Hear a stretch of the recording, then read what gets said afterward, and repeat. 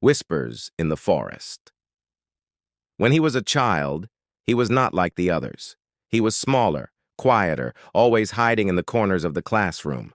That made him the perfect target. Day after day, two boys tormented him. They laughed at his clothes, pushed him in the hallways, stole his lunch, and whispered cruel names into his ears. No teacher ever paid attention, and no one ever defended him. He carried the weight of that silence like chains. One autumn afternoon, after another brutal day, he simply disappeared. His mother thought he had gone to the park, but he never returned. Some said he had run away. Others whispered that he had entered the dark forest at the edge of town, where no one dared to go after sunset. Search parties walked between the crooked trees with flashlights, calling his name, but found nothing. Weeks passed. His case was forgotten. For most people, he was just another child who vanished without explanation. But the forest remembered. 10 years passed. The two bullies grew older, taller, more arrogant. They never spoke about the boy, except when mocking him again, laughing at how weak he had been. One night, wandering drunk near the woods, they noticed something strange. A faint light flickering deep between the trees. Curiosity pushed them forward. They told themselves it was just a campfire, maybe teenagers fooling around. Yet the air grew colder the closer they walked, and the sound of the city faded behind them. At the center of the forest stood something impossible. An old church, wooden and broken, its walls rotting, its windows shattered.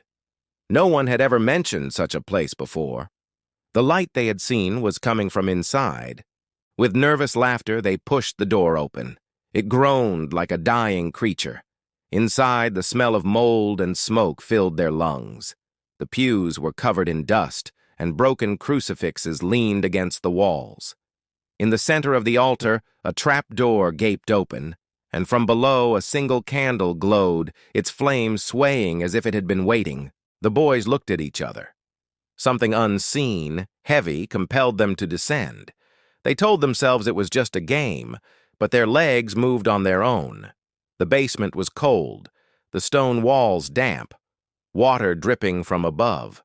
The candle rested on the floor, its flame trembling. The moment both their feet touched the ground, the trapdoor slammed shut behind them with thunder. The flame died instantly, plunging everything into suffocating darkness.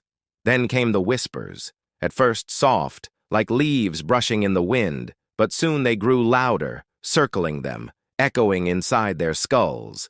The boys screamed, clawing at the walls, searching for a door, but there was none. Only shadows that shifted and breathed, and the weight of guilt pressing on their chests. One of them cried for help, his voice breaking, but the forest outside remained silent. The other shouted the boy's name, the one they had bullied years ago, but the whispers only laughed. A cold hand touched his shoulder, another grabbed his wrist, and then the screaming began, agonized, endless, that no one outside would ever hear. The next day, the church was gone. The forest stood as it always had, quiet and ancient, but if you listen carefully on certain nights, you can still hear faint cries carried by the wind. Some say the two bullies remain down there, trapped forever in the dark with the one they once tormented. And the boy? Some believe he became part of the forest itself, watching, waiting for anyone foolish enough to step inside. The forest does not forget, and it never forgives.